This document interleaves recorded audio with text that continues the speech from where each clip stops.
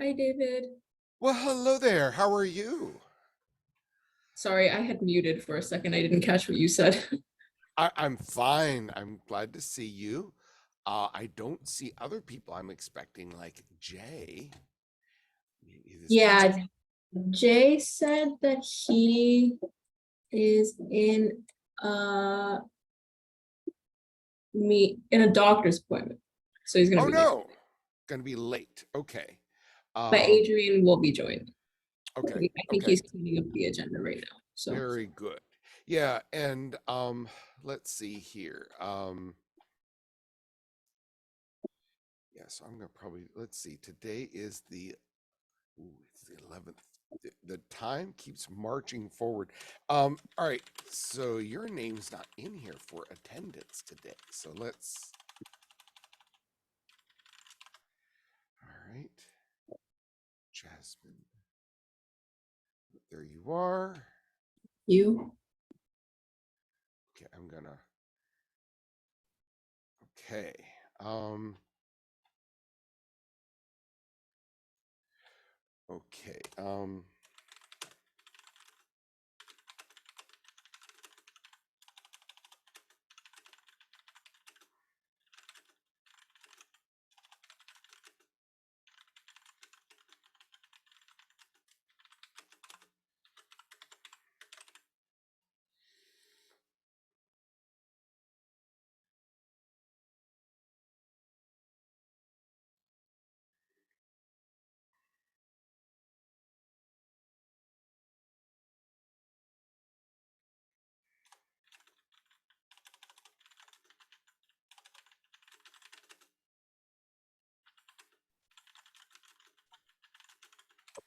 Ah, Hi, Adrian.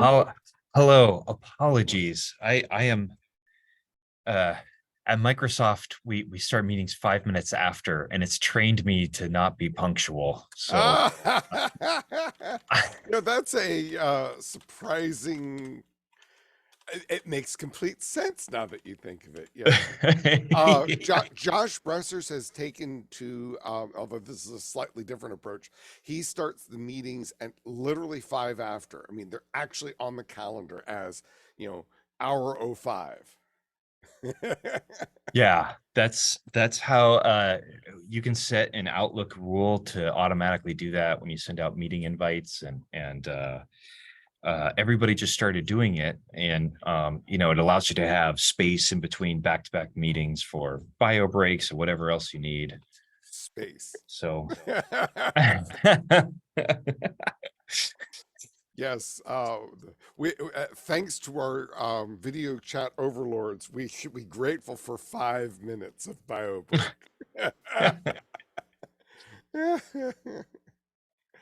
Alrighty. so let's see here if I can. Okay. Yeah. So I added something real quick to the agenda. It's more just an FYI, so maybe I should label it that way. Okay. Have I? Actually, I think it's supposed to be Oh, here. I love it. Probably April 19, expected April 19. You love what? Oh, I love the topic that you added. That's great. Yeah. Yeah. So, I mean, yeah, S2C2F and Salsa have different views, but poor Jay has heard me multiple times. We need to make sure that these complement as opposed to oppose each other, and he's agreed. But we want to make sure that happens. And whoops, I'm hearing some other sounds. Let me go on mute. I'm in an open area, so let me go on mute. Okay. Yeah. So, yeah, thankfully I'm in a quiet place. I've got a microphone, a directed microphone that makes some things easier. Um, anyway, so yeah, thank you. Yeah, so I mean, it's nothing we particularly need to do. Well, other than we have already agreed to do um the crosswalk. I don't know of any conflicts, but I'm sensitive to the issue. So, um, Yeah, I'm glad you brought that up. This 1.0 announcement is for the build track. Right. And so I guess an example of a crosswalk, like the first thing that comes to mind in our OpenSSF S2C2F requirements, there are 2 requirements that have prerequisites that are outside the scope of our set of requirements. What am I referring to? It's I'm trying to scroll and find it right now.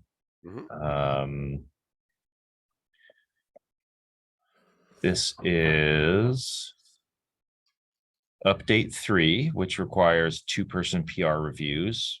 And if we get all the way into rebuilding open source, which is a level 4 maturity, there's a prerequisite for sufficient build integrity measures are in place to establish a trusted build environment.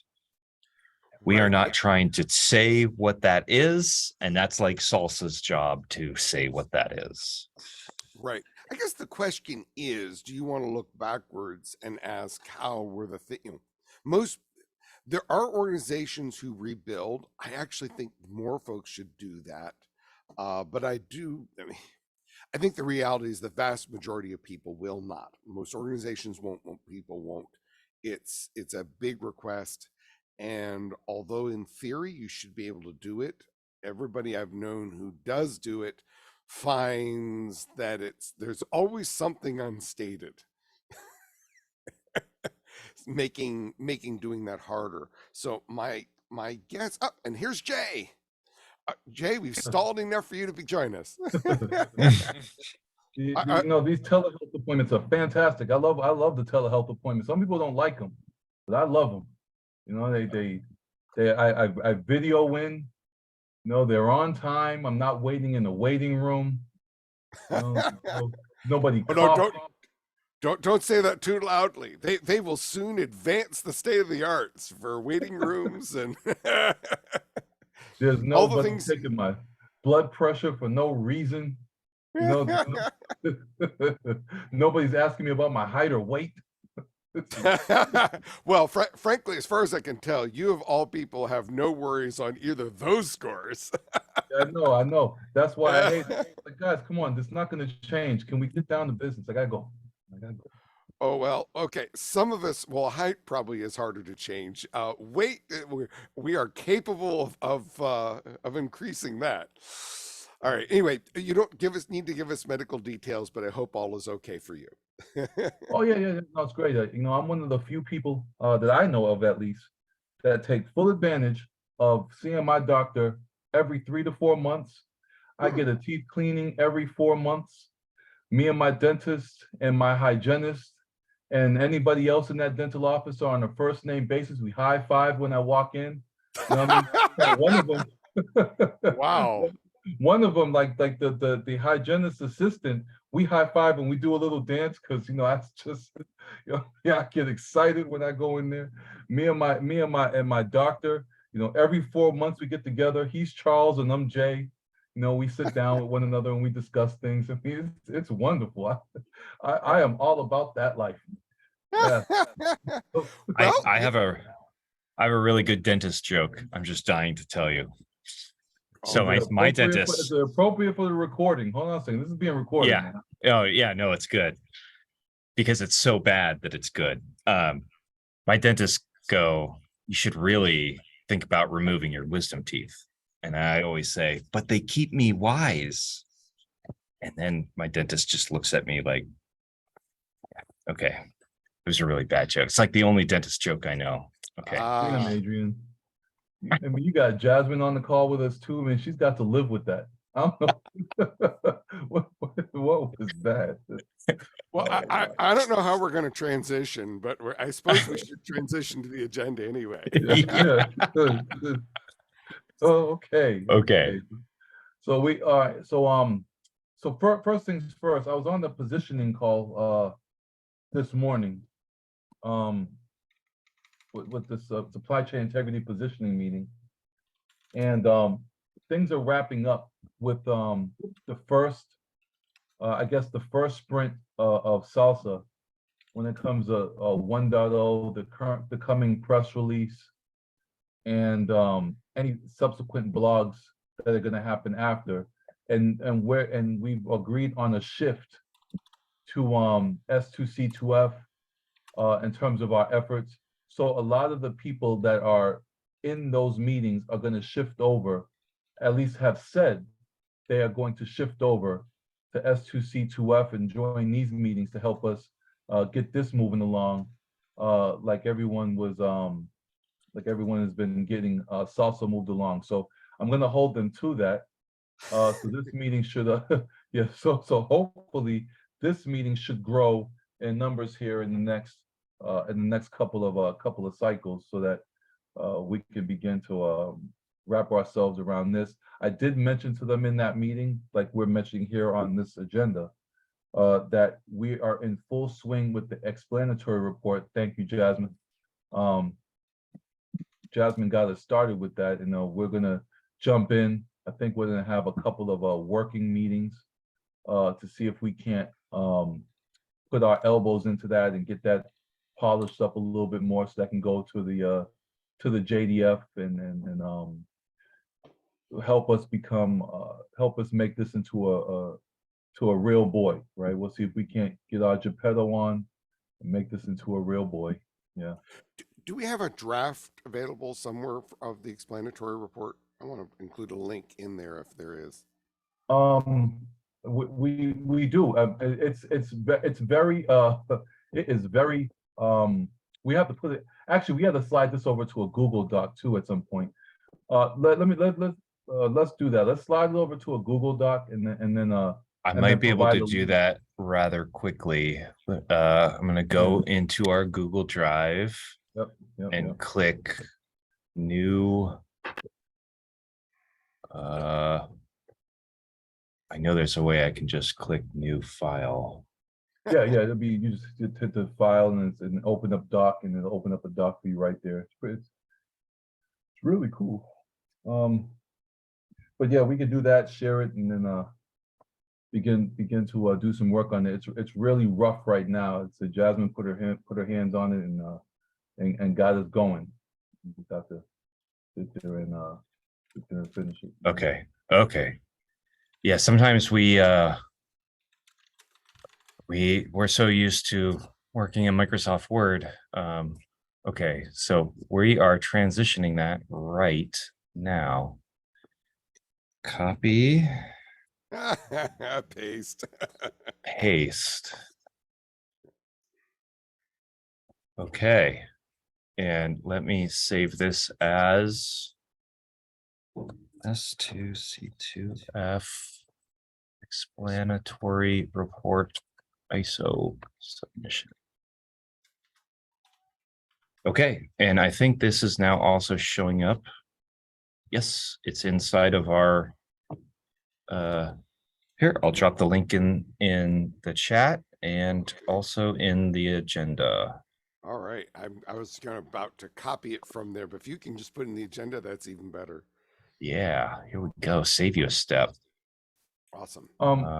Also, I think I forgot to put in the agenda. I would say although we're so close to RSA and we're so close to the Open Summit, I think I'm almost saying we talk about this in the next couple of meetings once we finalize the stuff that we're doing for RSA and for Open Summit, to talk about the SKF stuff, all the training stuff, because I think that I don't know that was put on hold, but I do know that we had a couple of suspenses for presentations and everything else that may have slowed some of those activities. So maybe we table it for next time. What do you guys think?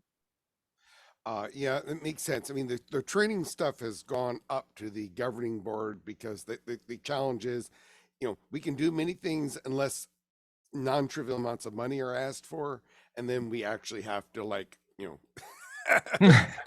we actually have to ask the people who have the power of the purse, and the people with the power of purse are going, good idea, but we need to read this through and think about it, which is fair. Yeah. So So I believe the status is it's I can blame them. I say that facetiously, but more it's been presented to them. They need to have time to read it through, think it through. Hopefully that decision will be made by the next governing board, but that is entirely up to, that is their decision to make. Yeah, they have TAC members that they need to nominate or vote on or whatever it is too. So yes, that's right. So there's some other housekeeping things that that shouldn't prevent them from doing that also, but just yeah, we're in a large set of things that need to be done. if only so much time. walking and chewing gum was that easy, I don't know. Who knows what could happen, right? Who knows? It's sure. Yeah. Okay. All right, so we had that on the agenda. I know I put on the agenda, I had that, and then I had a couple of other things there. I had RSA stuff, I had Open Summit stuff. There's a couple other things that I would just put up here too. Yeah, RSA, Adrian's given that talk. I have gotten Expo Pass, so I'll be there maybe at the Expo, maybe 1 or 2 days, but definitely at a lot of the social events. I'm gonna crash the one on Monday because I tried to get a ticket and like RSVP for it was sold out. So I'm just gonna show up. And see what happens, I'm gonna say I know Adrian. That's what I'm gonna say. We can also sub-bullet to RSA. Jasmine and I are going to talk about S2C2F at Microsoft Build in May. So that's just another conference where we get to continue our awareness campaign of letting people know that this framework exists. And get Jasmine on stage. That's what I'm talking about. You're more excited than that than me. I think it'll be good though. Obviously, like I want to do it, but I'm just kind of nervous, but it's fine. Don't be nervous. It's all right. All right, gonna get you on stage. You know what I mean? They're gonna ask you how you're both brunette and blonde at the same time, and all of you right with the world. That's just yes. They're gonna ask how you got that fly, and I don't know. I'll write in the chat just cause I'll just write that in the chat. I can't get up to Redmond to be there with you guys. So good. Speaking of RSA, our next SIG meeting is April 25th, which is one of the days that RSA is happening, and I just will not be able to support that. We might want to consider canceling. Because I'll be at RSA myself. Yeah. So that might be a meeting we need to cancel for that particular day. Okay. Yeah, absolutely. Yeah. Yep. Here starts the conference cycle. At least conference cycle part 1. Yes. Damn. Come July, starts all over again. Unless B-sides is earlier this year too. I mean, May will be a decent. The end of May is decent. June will be okay, but coming into July, that's going to be rough again too. Yeah, really rough. All right, so that was also on our list of things to talk about. Then Open Summit, we have ketchup, mustard, and relish, where I'll be sitting on a panel there with Mike and Mark Lodato to talk about salsa, S2C2F, and Fresca from the supply chain integrity working group perspective. We'll give the how they bridge together, how they're different things on different parts and things that are on the horizon for that, and so that'll be good. We have actually a sync meeting to really nail down what the talking points will be for the purposes of that panel discussion. Arno is going to facilitate. So we'll dig in deeper in terms of what we'll actually be talking about. As to not give all the stuff away, but give people just enough to get excited, interested, and want to join and work on these things that are happening all at the same time. So that's at the Open Summit.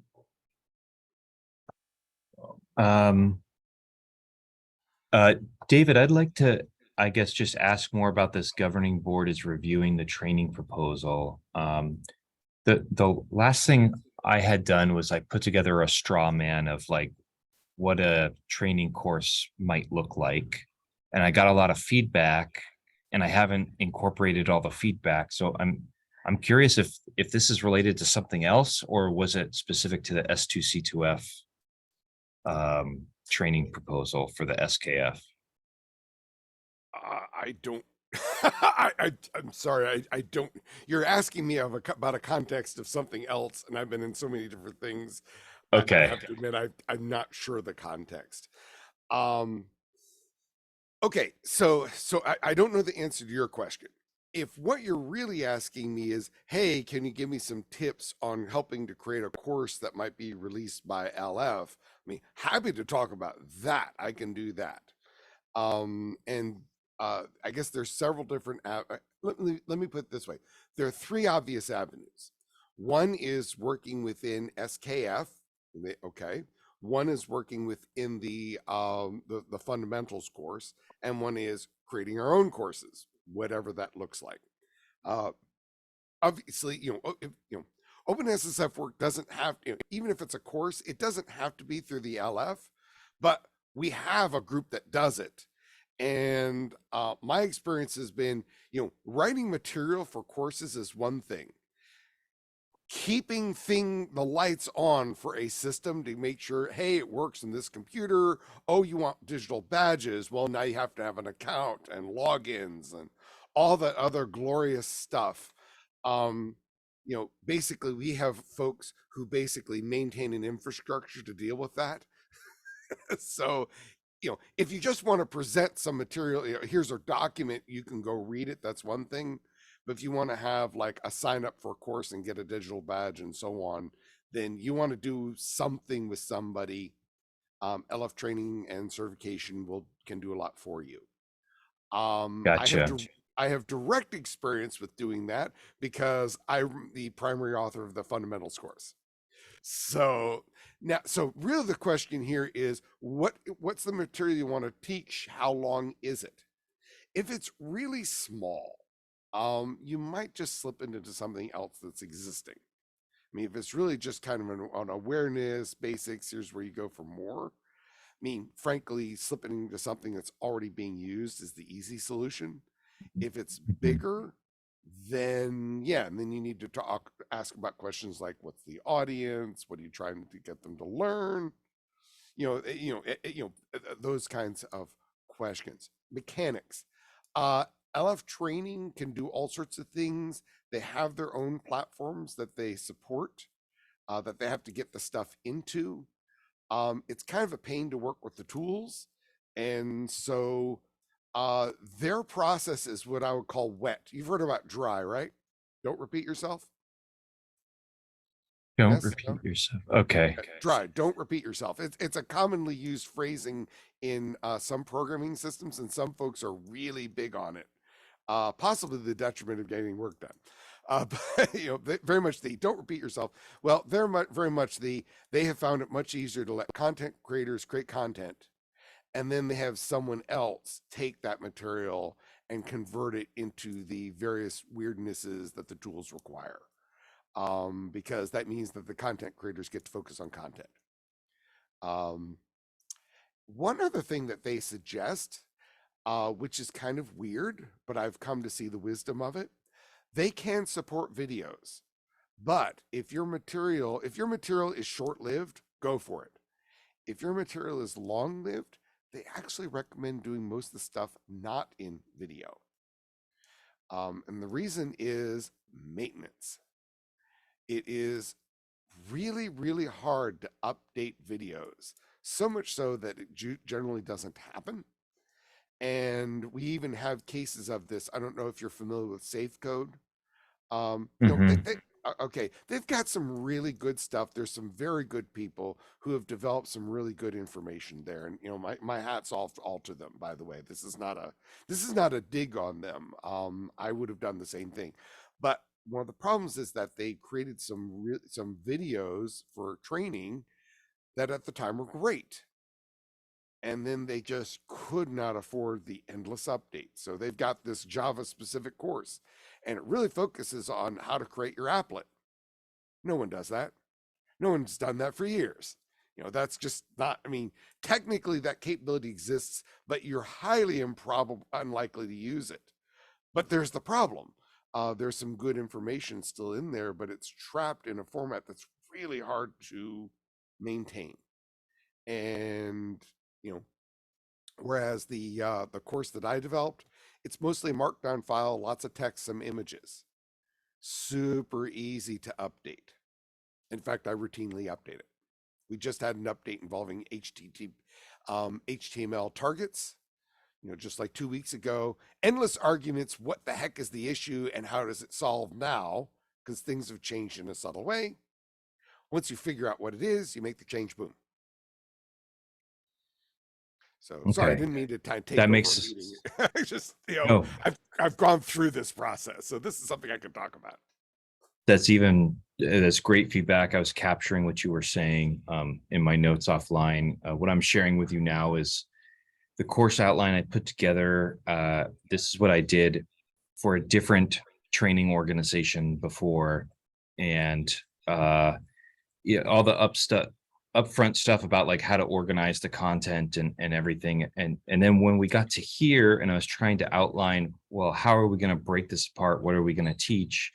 I got a lot of feedback on different ways to organize this. So I need to finish this outline.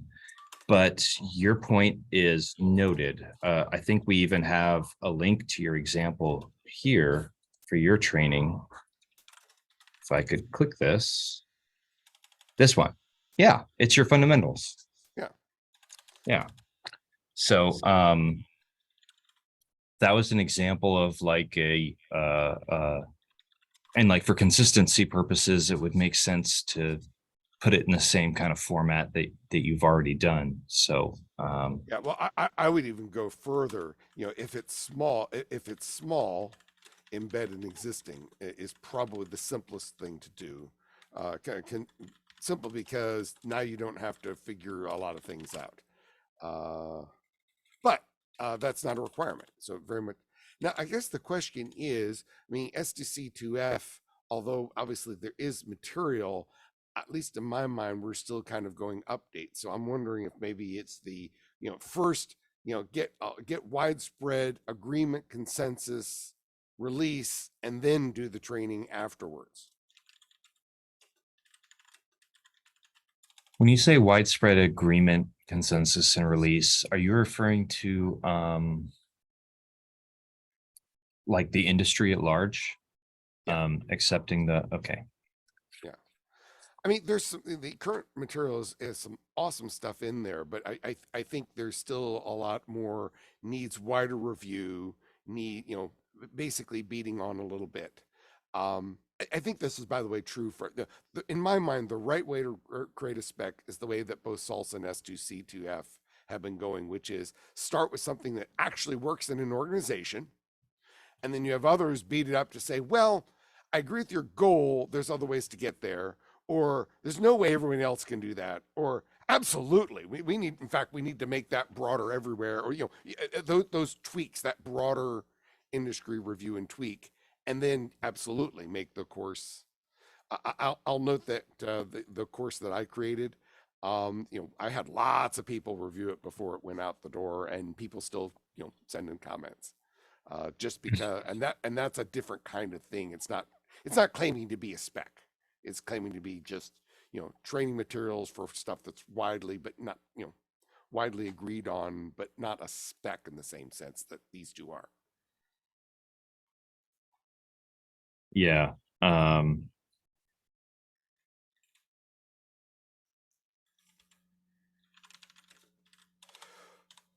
Okay, so that's good feedback. So anyways, we got on this topic because if we go back to the agenda, you said that the governing board is reviewing a training proposal funding, and I didn't know if this was referring to, like, what is this training proposal? That's under stream 1. That's the stream 1 of mobilization plan. I don't know if it has. I don't know if that has anything. Not clear if not clear if that has anything S2C2F specific. But I would say it's related. I mean, in particular, Yeah, because I think what they were talking about is they're reviewing how things get funded overall. Right. Training wise or training development wise and all that kind of stuff, and how much sway does the TAC actually have, and you know what I mean, when it comes to the dollar amount and all that kind of stuff. I think they wanted to review that. Well, from a point of view of the charter, it's actually pretty straightforward. Now, reality, as you know, is always more complicated. But officially, from the charter's point of view, the governing board has the power of the purse, and the TAC does the technical reviews. That said, in practice, and I think this is the right way to go in general, the governing board always wants to hear from the TAC first. They don't have to do what the TAC says, but they are sure as heck going to listen carefully. And the governing board has given the TAC small amounts of, basically the equivalent of petty cash, I guess. We know you're going to need to use at least a little money for X. So here we don't need to.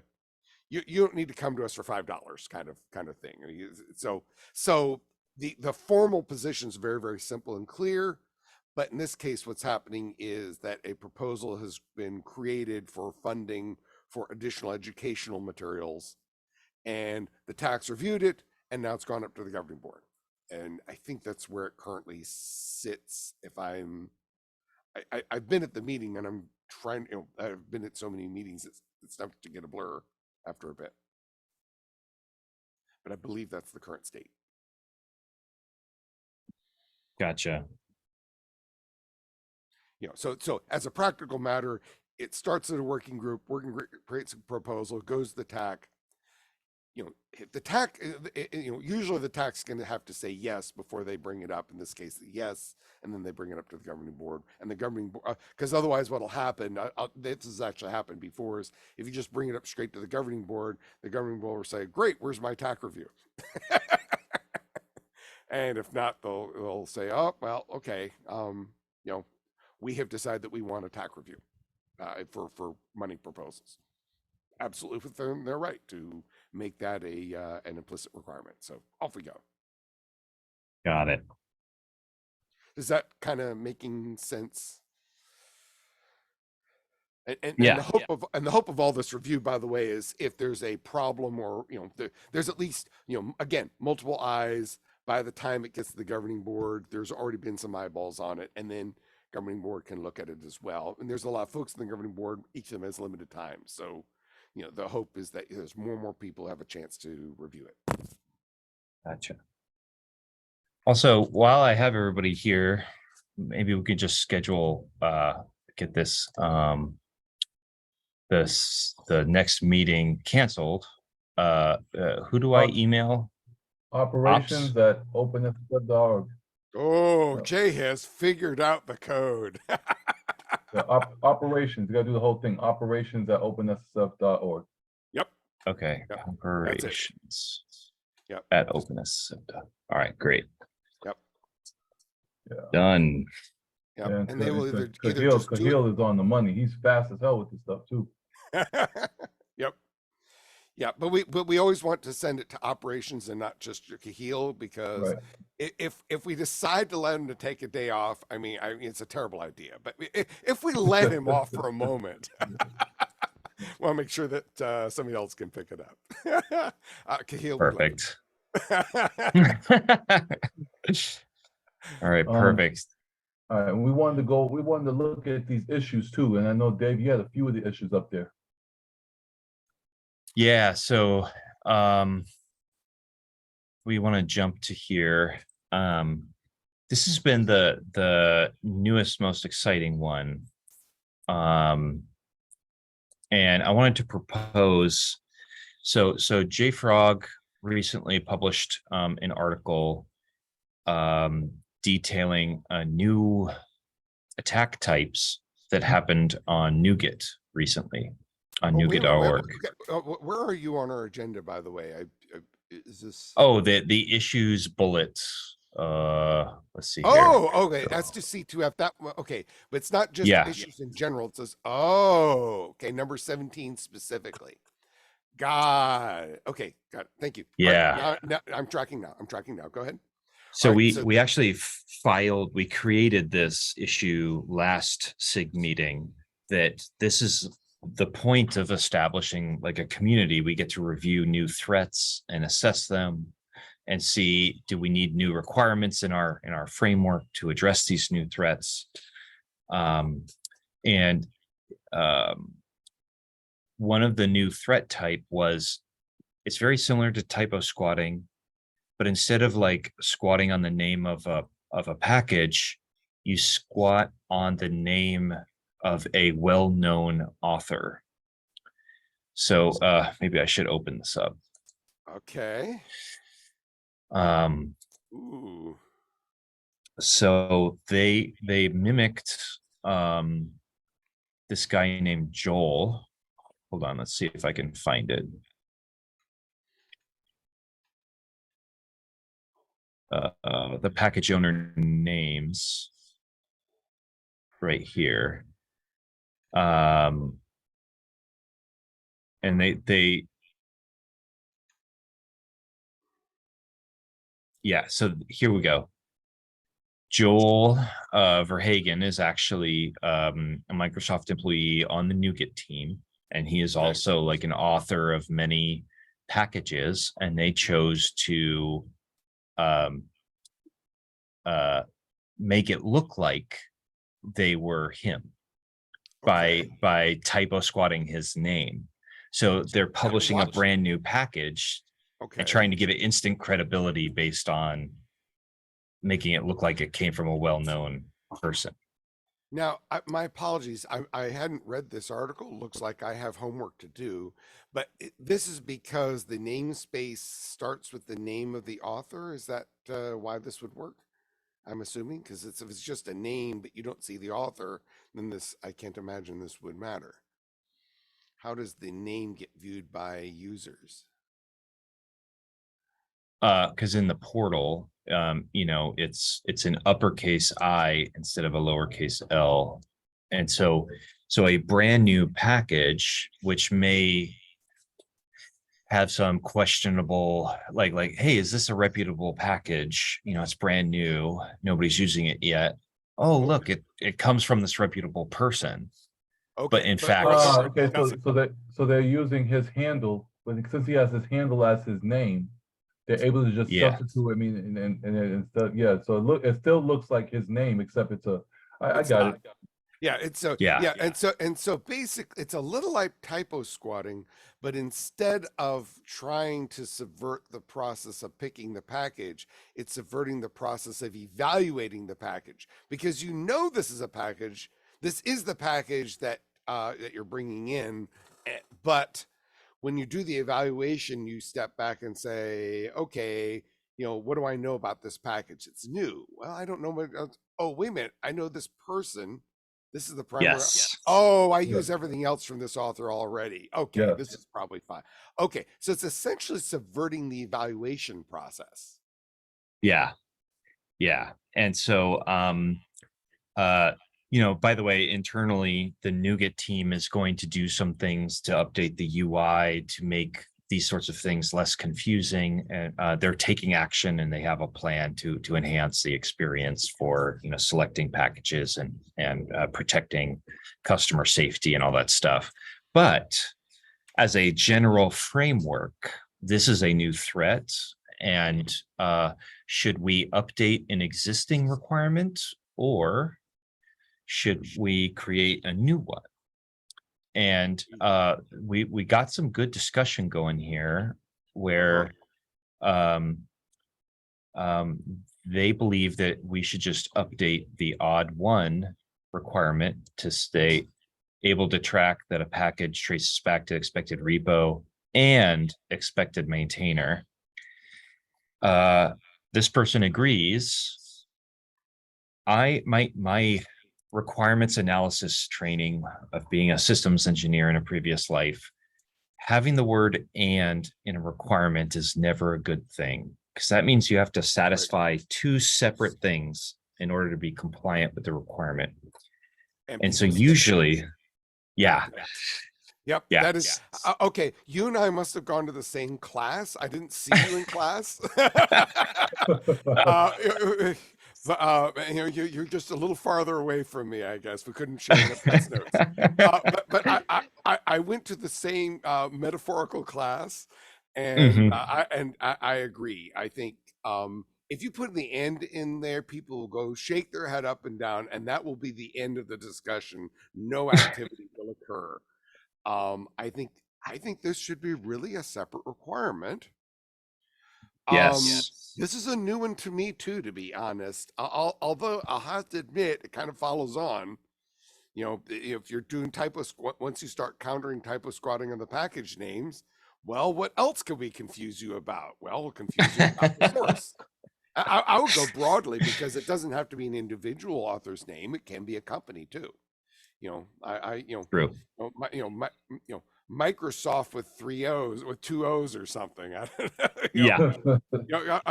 I will say, by the way, I don't think it's long dead now, but I think for quite some time there were attackers who had Google's with 3 O's, and it worked more than it should have. So I love it. Yeah. And I'll bet As long somebody. Go ahead. as long as the low-hanging fruit keeps working, attackers will keep doing it. So That's right. Yeah. Somebody somewhere probably owns the domain micro-soft, which, if you know your history, is the original name. So, if I recall correctly. Yeah. So, yeah. So, yeah, I'm in the same school. If it's actually important, it should be a separate requirement. I don't think it should be hard to express or hard to understand. I guess the bigger challenge will be, how do you make sure, and I guess I would broaden it a little bit, as I said, to not just authors, but basically who made it. Is it the specific author, specific company? Is this actually the one you thought? Counter. That's really good. Of the or counter name confusion of origins. Boy, that sounds technical. But I'm going to write that down, and then we can try to simplify it. But I think that's important. Yeah. Origins. I got it. Yeah. And so, yeah, I was going to continue the discussion here and suggest that this be tracked as a separate requirement, so that they can be individually satisfied. And then just change management here. I had thought Checksmarks was the original publisher. Turns out they just reblogged what JFrog had originally. So I changed the title of this issue to be JFrog instead of Checksmarks. But yeah, okay. So I'm happy to leave a new comment here, and then we can propose language.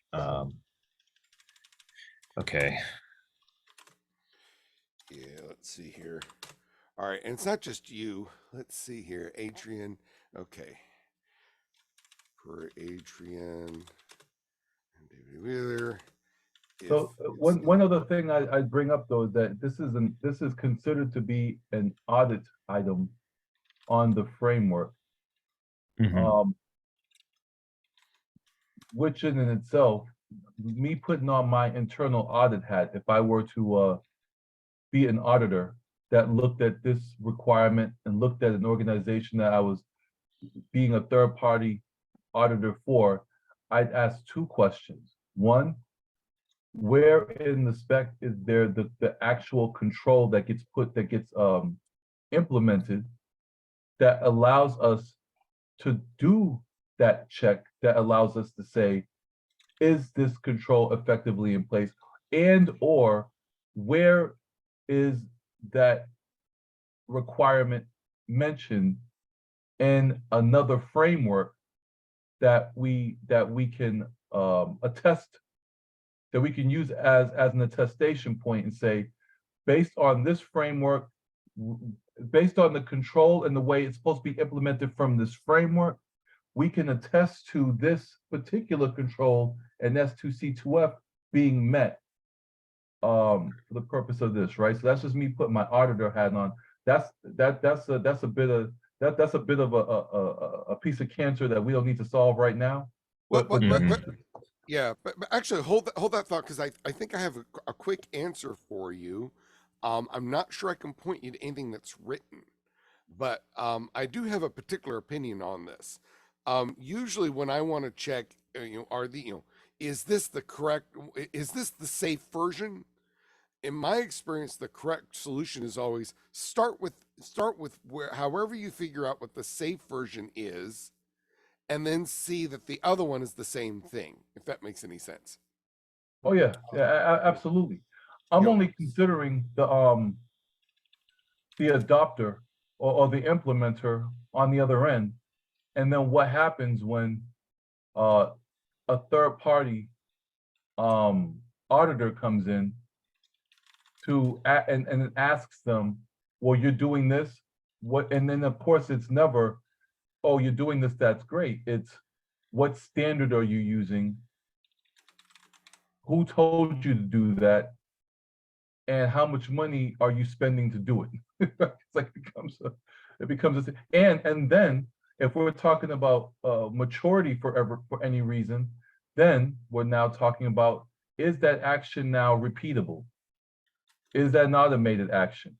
How do you continue? How do you make sure that control continues to work and is scaled enough to work effectively? Right. I'm saying that because it's an audit one control. That's what we're coding it as. Right. Right. I don't think we need to worry as much about that, because I think this is a one shot. David, I think Yeah. this is So one shot per added dependency.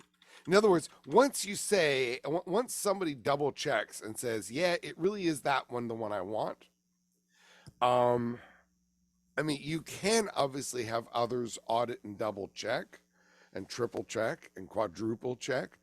But for example, if there's a new version, it's from the same place. It's already like, I don't have to recheck that every time there's a new version if it's from the same sources, because I already verified that source. Now, if I'm dubious about the source, then yeah, absolutely do double check. yeah, Yeah, so I guess I- where I'm going is, does it need to be an audit one control? Can be called something else? I'm playing, I mean, I get it. I'm playing devil's advocate with the way it's presented in the spec. These are the kind Would of it- questions that might be asked from an so when I said, first, let me preface this, right? I'm a security guy who just happened to have a work history of 4 years in internal audit. Like, Mhm. so auditors don't have a clue about anything about the application or implementation of controls. They only have a clue about what they read, and verbatim, according to this industry, this organization, whatever the case is, you're supposed to have this. Do you have it? Yes or no? Right? And do you have it according to the way it's written? Now, if you have it according to the way it's written, how well does it work? That's it. yeah, Like they don't care, right? They have no idea. So the business reason behind it, irrelevant. Do you have it or don't you? And is it working effectively? Anything else about it, you can take it up later when the issue gets created, and now you have to respond to the issue. Right? yeah. And I love where you're going with this, because it's maybe making me think that the audit category of requirements is creating preconceived notions of what that implies. Audit is like, hey, you need to, in ingest, you have to force everybody to consume open source in a standard way. This is the approved way to consume open source. Then I'm going to audit my organization to see if I'm catching people consuming it the wrong way, because I can't control my supply chain if people are consuming in all of these different ways. So audit was really, it's not like for an auditor, but it's like, it's, yeah. I got and it. so it's, yeah. We have so, it, and I got to read it again, but we have it written that way. If we have it written that way, solid, because that, that piece of explanation around it will help. And I'm only saying that because as we march forward towards specification, right, and we don't have that language in there that says that specifically, then we're going to look at an item where there are going to be misconceptions, right? They're going to be misconceptions. I know that, I mean, if I could tell you how many times that we're in an organization, where I'm doing an organization at a third party, or I'm doing it internal, and I'm being given a policy, an internal policy, and I'm auditing against this internal policy. Well, how did you write this policy, and what type of standard did you use to write this policy? Those are the questions that I'm asking now, right? Because I'm putting that particular hat on.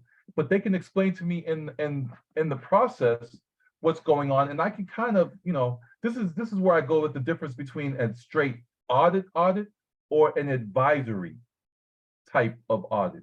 An advisory type of audit, yeah, a little bit more leeway with this, right? Where you can now think about business, the nature of the business, right? And then you can say self-attestation, things like that, versus, what'll come up later on, especially as they weigh this stuff against things like FedRAMP, or weigh it against things like PCI. You know what I mean? Where they're creating services or creating tools that have an impact of those particular standards as well, and whether or not what gets implemented from this can be crosswalked over to those other standards and requirements, so that they play nice together. That's the only thing that I'm thinking about when I see a section like audit. Yeah. So, I mean, I think we just need to pull it up in front of our faces, and then we can see, like, we have these as like verify the provenance of your OSS. It's more like a verify that the thing that you've already pulled in is from like where you expect it to come from. I mean, this is actually more of a security check than an audit thing, but this is like how you establish trust that this open source came from this repo, and it tracks back, right? That's what NPM is doing with their whole like attaching build provenance to NPM packages and attaching it from the repo and everything. This is and so these are like validation steps. It's not really meant, this section is not meant for internal auditors. It's meant for like when you think about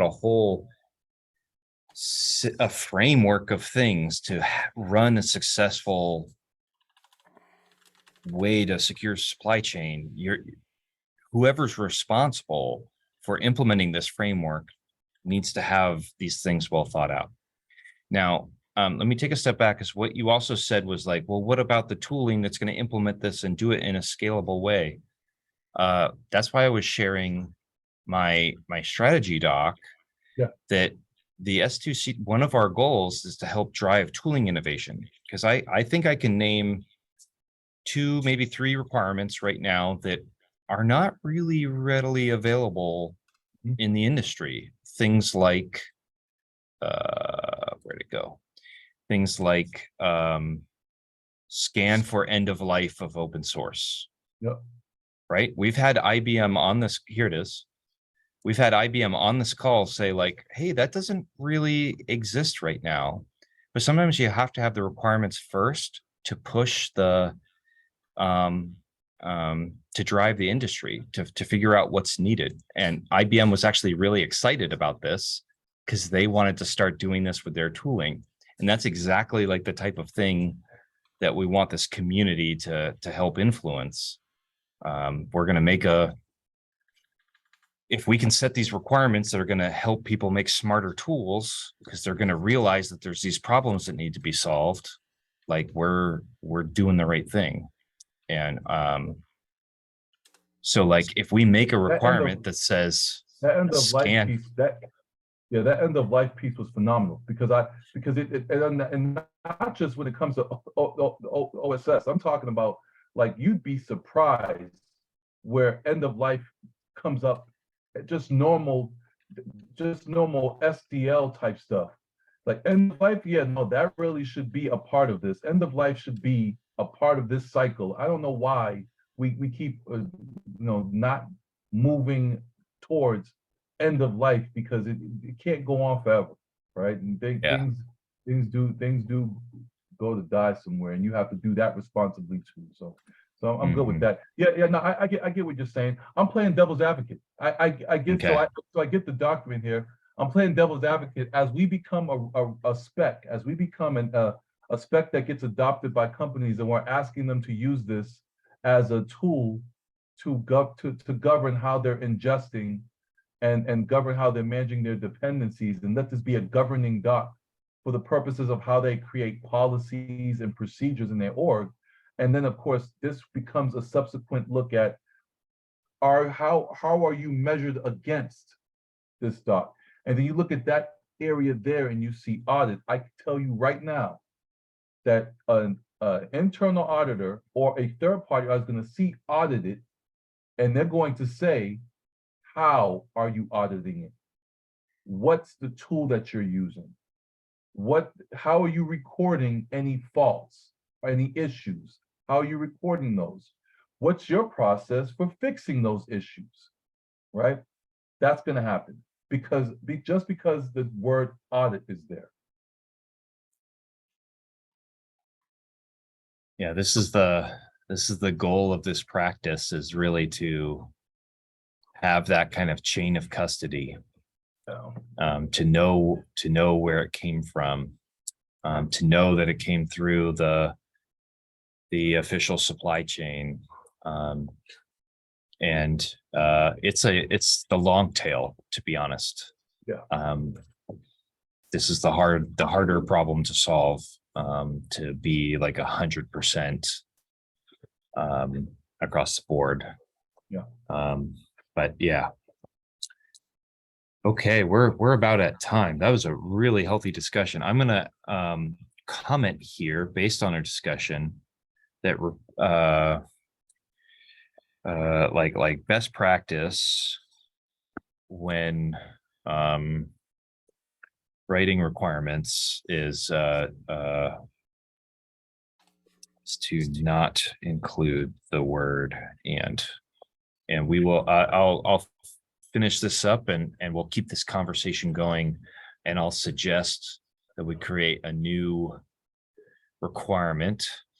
I was initially thinking we could put it in the audit requirements, like an audit -5. But Jay, if you think this is like a job for scanning, we think that scanners should be scanning package authors for, I mean, we should have a discussion about where to put it. Yeah, that's a good question. I don't know about scanners, because would we have a scanning mechanism that can actually do that? And if we did, how do you put all maintainers in such a scanner that would allow you to to allow you to search, like in the case of the example we used before, a capital I versus a lowercase l in a name. We'd have to have that name in a scanner. You'd be doing a signature-based scanning of some sort, and that had to be part of the signature. And then you have to have, that's wild as hell. Go ahead, David. It sounds like you want to say something. I'm a little skeptical of the pure scanning approach. And in all honesty, speaking as someone who uses my middle initial when writing, because there's a whole bunch of us, there's the legit problem that people do have the same real world names. And so just because someone has a name that's similar or equal to does not mean the attack is here. Yeah. So I think I'm not sure exactly where to go with this, but it's clear to me that it's something that needs to go in as a separate item. And I think I would focus more on the initial, when you bring it in, that's when the double check is at least needs to take place, and a double check that's aware that this attack happens. So here's how I make sure that it's the actual person I thought it was. Yeah, I'm with it. Sometimes somewhere in the beginning, not at the end. Absolutely. Right. Exactly. There we go. Yeah, so we'll have to agree on what maturity level this requirement belongs in, and agree on what practice it belongs in. Right. Yeah. But we probably are going to have to do that at a future point. Yes. We're 2 minutes over. All right. Yeah. All right, good deal. Yeah, great discussion today, and we'll pick it up over Slack or on the next one. Perfect. Awesome sauce. Thank you, everybody. Thank you. Bye. Bye.